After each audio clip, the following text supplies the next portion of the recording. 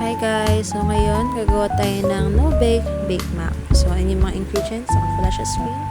Then una, papakulo tayo ng tubig. Lalagyan natin ng asin at mantika. So haluin. Then antay natin siya kumulo. Then pagkakulo, lagyan natin yung macaroni. So mag-aantay lang tayo ng 6 to 8 minutes para lumambot yung macaroni. And then once na malambot na, so make sure natin na malambot na.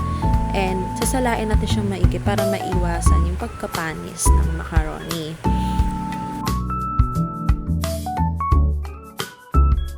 Then may plato sa ilalim para malinis and safe yung macaroni. Next naman is yung red sauce. So magigisa tayo ng sibuyas, ng bawang, and then halu-haluin natin hanggang sa mag-golden brown na yung bawang. So, alam niyo ba, kaya napili ko yung pagluluto, yung art of cooking and plating.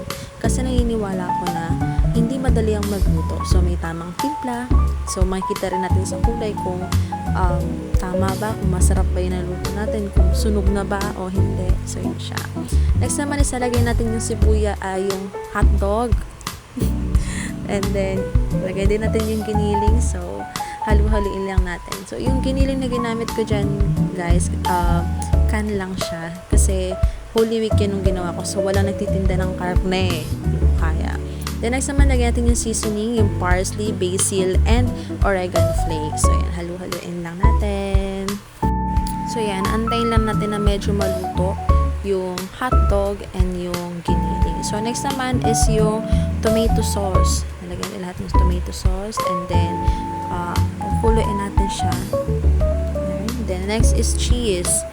So, next is yung evaporated milk and also yung Nestle cream na gagamitin natin. Then, halo-halo lang ulit. Tapos, antay lang natin na kumulo and then maluto. And also, wag din natin kalimutan yung sugar. Okay, halo-halo. Next naman, instead, nagagamit tayo ng cheese. So, gagawa tayo ng white sauce or yung cheese sauce. So, butter, tapos lutuin lang natin yung harina sa butter. Then, maglagay din tayo ng cheese and yung Nestle cream, pati na rin yung evaporated milk. So, antayin lang natin na matunaw yung cheese. So, dapat dito, continuous yung paghalo kasi baka masunog yung cheese or sobrang lumapot naman yung cheese natin. So, by the way, 2 kutsara lang ng harina yung nilagay ko doon para hindi siya sobrang lapot. Then, after nun, ihahalo natin yung red sauce sa macaroning niluto natin kanina. So, haluin lang natin. Next naman is plating. So, guys, napakahirap mag-plating. Alam niyo yan. So, yun. Napili ko yung vlog ng pagluluto and pagpiplating kasi hindi lang naman lagi nakikita ang art sa pagdodrawing, sa pag-paint. So, pwede rin siya sa pagluluto. So, na-express ko kung ano ba yung nararamdaman ko. And, most important is masaya ko sa ginagawa ko. So, sa pagluluto, may mga tamang sukat, may tamang panimpla, and may tamang kulay din tayong tinitignan. Alam niyo ba guys, dito sa part na to, medyo nahihirapan ako kasi sa pagluluto kasi hindi naman ako artistic na tao.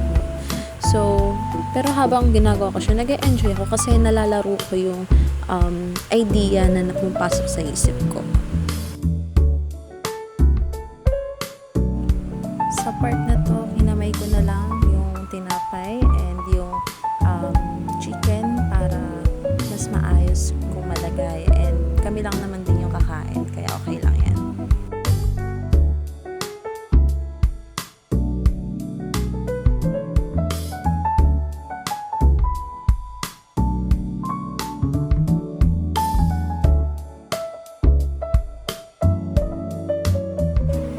So, fun fact lang, yung Bake Mac is madalas siyang ginagawa or dinadala ng mga Pilipino kapag merong potluck, kapag may birthday, and especially kapag holiday season.